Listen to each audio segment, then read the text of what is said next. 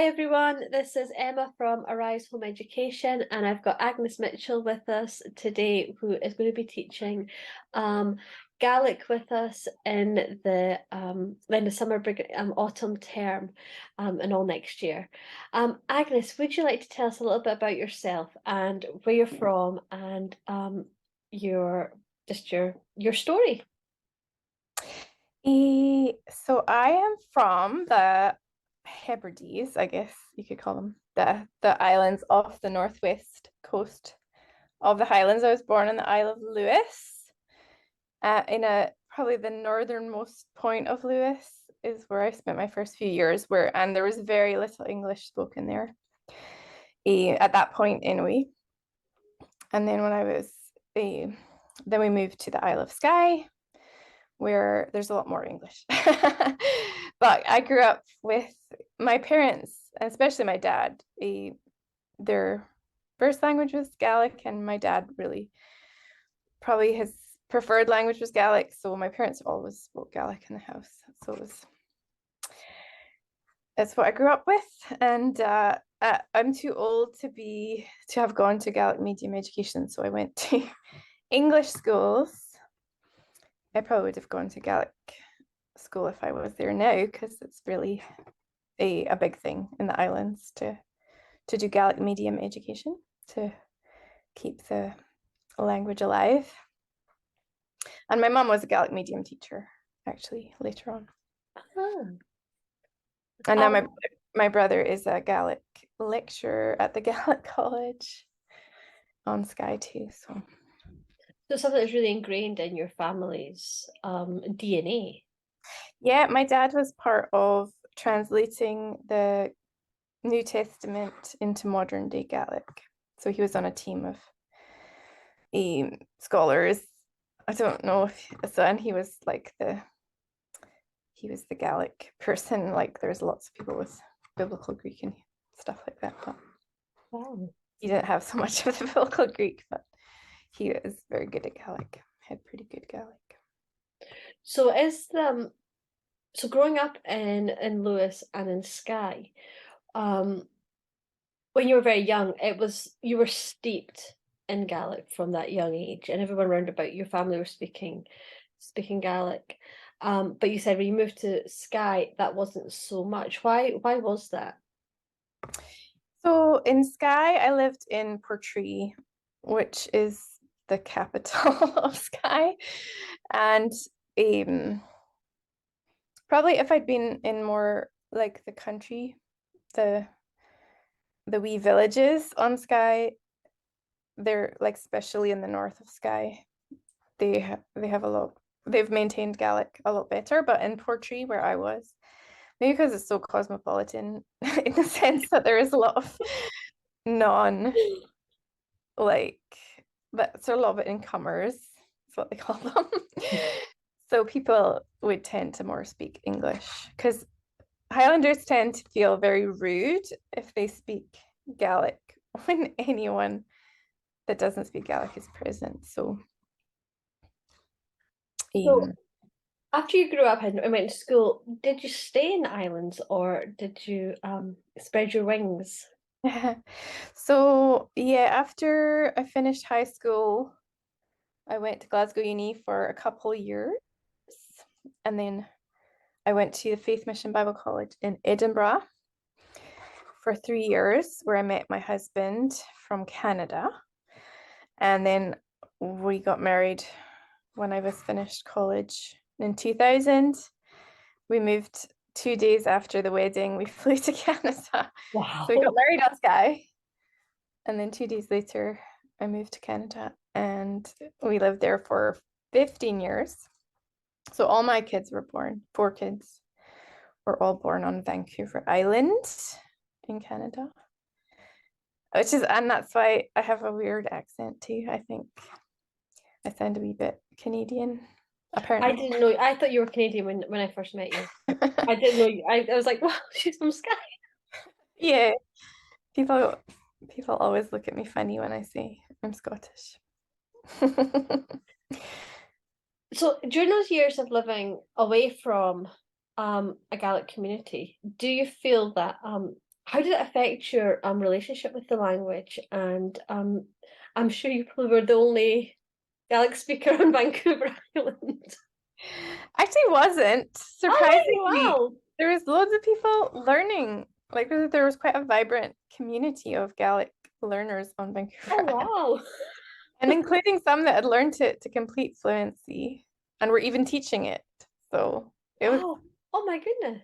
yeah, it's funny, but on the very other side of the world, there was a lot of people who were interested. I guess because there's a lot of them who have Scottish heritage. So, Mhm. but same in the States, there's huge communities of Gaelic learners and speakers, and even in Argentina, there's a community of Gaelic because they emigrated there, I guess. But Mhm. there's a community of Gaelic speakers in Argentina, and they have a Gaelic choir, and they come to the Maud in Scotland and sing. It's just, Wow. I never and their realized. Gaelic is amazing. So, and then there's well, obviously, well, maybe not obviously, but there is a lot of Gaelic speakers in Nova Scotia, Wow. I Canada. never realized.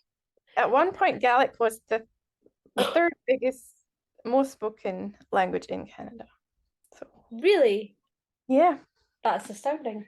So there's So, still like native like speakers in Canada. oh, so I'm Southern Scot. So I grew up outside Edinburgh, and as a child, I thought there was like maybe two or three people that spoke Gaelic in the whole world. I Yeah. was quite cross when I got home from playgroup to find I couldn't watch Postman Pat in English, that they had Gaelic Postman Pat on, and I couldn't watch it. And My brother is the voice of Gaelic Postman. maybe not in the early 80s. Maybe not, no. Maybe the more modern ones. Uh, Pat Post. yes. Um, I would persevere for a short period and then go, no, I'm done. That's so funny. So growing up, I just really viewed Gaelic as this language that was just something that you spoke in the Highlands, and even in the Highlands, in like the Skye, the islands, not even the Highlands as a whole, because we often went on holiday in the Highlands, never heard anyone speak it. Mm. Speaking to Agnes through the years, you have really challenged my view of Gaelic as a language that is just this little thing that was spoken by a tiny number of people way up in the middle of nowhere on the islands, the Hebrides, and had no relevance to the rest of Scotland. Could you tell us a wee bit about the history of Gaelic as a language in the British Isles? Yeah, so at one point, probably the 11th century, Gaelic would have been spoken by everyone in Scotland and even further down to like Cumbria. It was that was what they spoke. And probably due a lot to political changes. um like English landlords didn't like that Scots had their own language because they felt like it um made them more dangerous, that they could plot without them knowing, sort of thing. And so, like, largely due to political reasons, Gaelic was gradually wiped out as the language of Scotland, and English was pushed. And I think like especially after maybe Culloden, like it was maybe even outlawed. I don't know, but like I guess because the islands and highlands are more remote, they clung on to it for the longest time. But even like my dad, like when he went to school, he could not speak English, but they would wallop him. They would wallop kids for speaking Gaelic. So they would Wow. get physically punished for speaking Gaelic, even though they couldn't speak English. So it wasn't until like the language was really like it was clear that this is just dying out now because people aren't passing it on, and probably because if you grew up being walloped for speaking it, it's not really something you want to pass on to your kids because you associate it with all these negative things, right? So there was a point, I think, in probably the mid 1900s where they're like, oh my gosh, we have to do something. And then they started sort of reversing it so that they really started encouraging kids to speak it and started introducing Gaelic medium education. So there's been this real push now to reverse this real risk of a language becoming extinct. And this is something I think, especially in church circles, there's a bit more maybe awareness of the whole idea of a language becoming extinct, because for many of us in church circles have got this awareness of Bible translation in different countries, and this whole idea of having scripture be available to people in their heart language, and how a lot of these heart languages are in danger of becoming extinct. And Bible translation is often at the forefront of maintaining a language and preserving it and helping cultures cling on to their identity and their heart language as something to cherish, that it doesn't become extinct, and that it can be passed on to the next generation. And I don't think we really have that understanding that this is something that's a reality in our own country, not just with Scots Gaelic, but also with Welsh, and would you say as well with Irish Gaelic? Yes. So all the Celtic, there's also Cornish. Yes, Cornish as well. And there's also Manx Gaelic, which both of those languages sort of did die out, but are being like revived. So there are more speakers now. But yeah, all the Celtic languages are declining. Like Welsh and Irish are much stronger than Scottish Gaelic, because Welsh people and Irish, especially in the south, tend to conflate their identity with their language, whereas Scottish people don't conflate their Scottish identity with Scottish Gaelic in the same way. Like a lot of Scottish people don't. They do tend to think, oh, it's just the Highlanders. It's not. As a Lowland Scot, that would be probably something I'd be guilty with. As I would probably think it's a Highland language. It hasn't got anything to do with my identity as being Scottish, but that's not true. And you can see that within in the landscape and the place names that we have. Agnes, could you speak into that a wee bit about how Gaelic is really embedded in the and how we can view ourselves as Scottish, and how it's embedded in the language and in the culture? Yeah, like, so I live in Fife, which is above Edinburgh, just a little bit. And in Fife, there are more Gaelic place names than there are in the islands. Really? Yeah, so I live like near Cowdenbeath, and like the word beath is the Gaelic for willow tree. And there's actually lots of names ending in beath in Fife.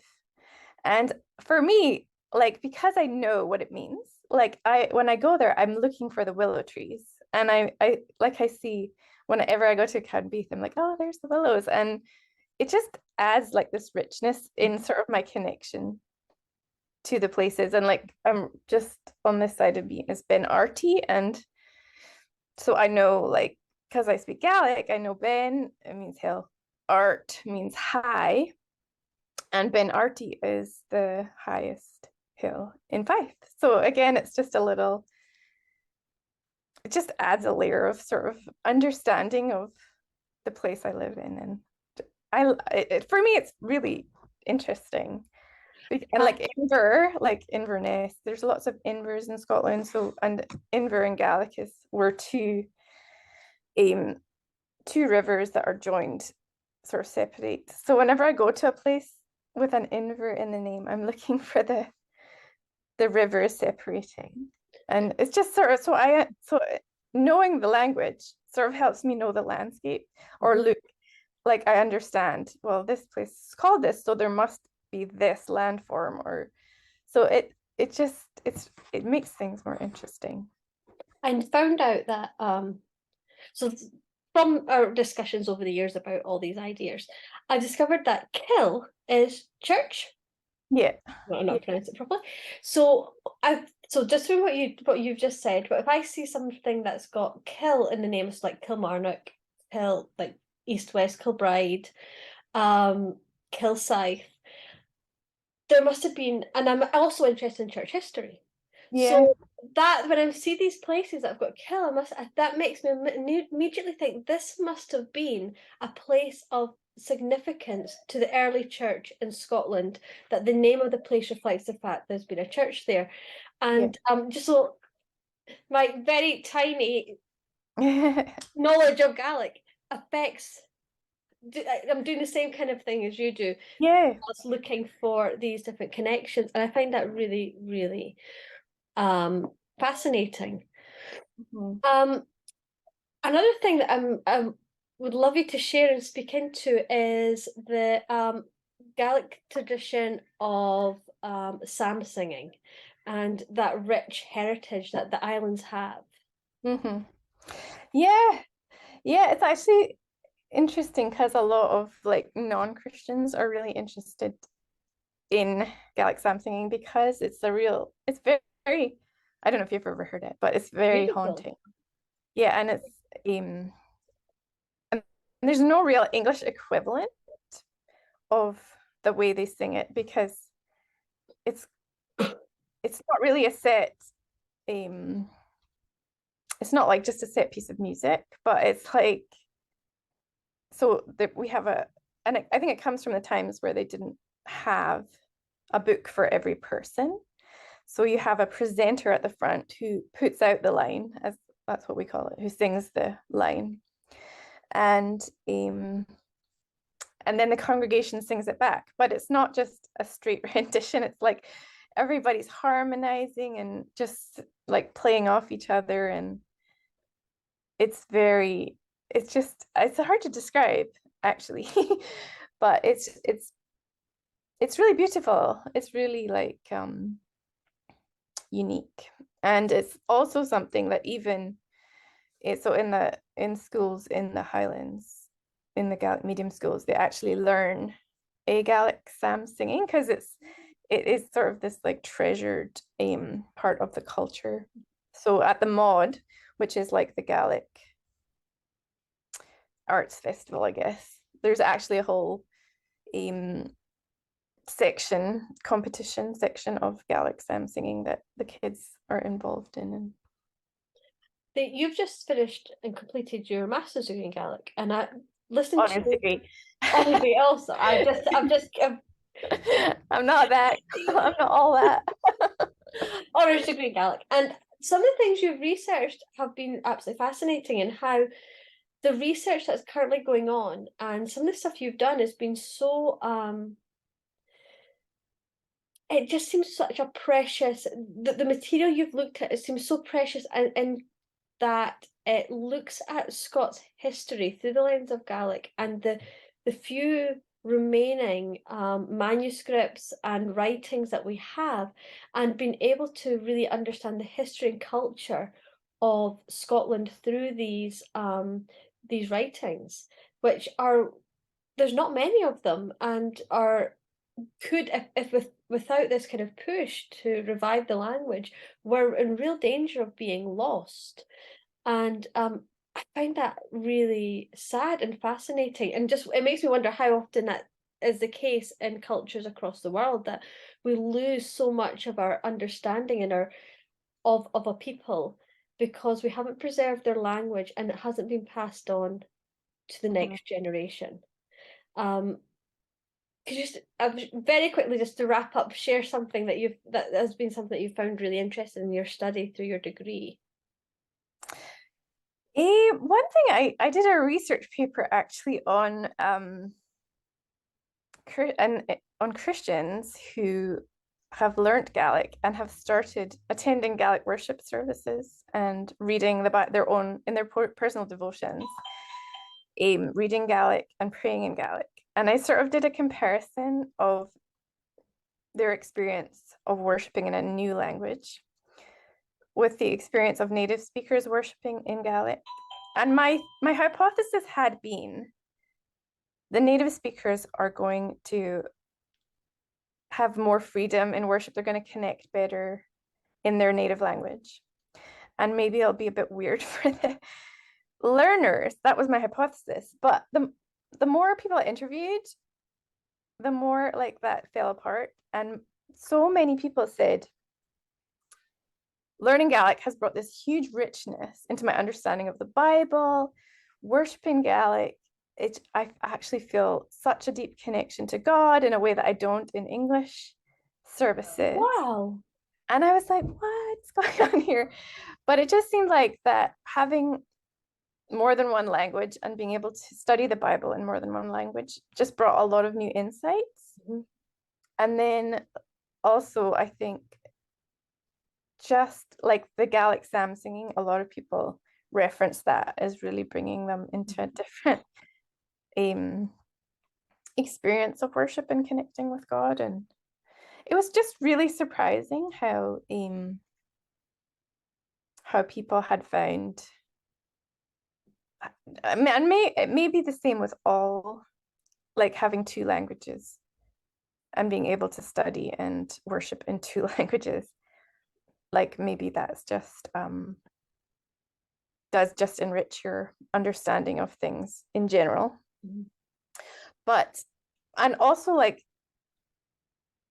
I would say that islands are quite a bit more evangelical than the lowlands. Mm-hmm. And the preaching is pretty fiery as well. So that could have been a factor. I sort of thought that there's just this general fervency that comes from having been through revival in the recent history, that the churches do tend to have a bit more fire anyway. And so the learners coming into that just were able to connect with people who are pretty on fire. So I don't know, but it was very interesting. It That's sort of absolutely fascinating. blew my hypothesis apart. Well, we'll wrap up because you've got a lesson to go and teach. Yeah. So anyone who is interested in beginning to learn Gaelic this coming school year, have a wee look at the class on Arise Home Education. Agnes is a fantastic teacher, and we could have continued this discussion for a lot longer because it's just absolutely fascinating to learn a lot more about our nation's heritage and how reviving our lost language can really help us connect, not only spiritually, but also with our identity, with our history, and with our culture. So thank you so much for chatting with me, Agnes. I've really enjoyed this discussion.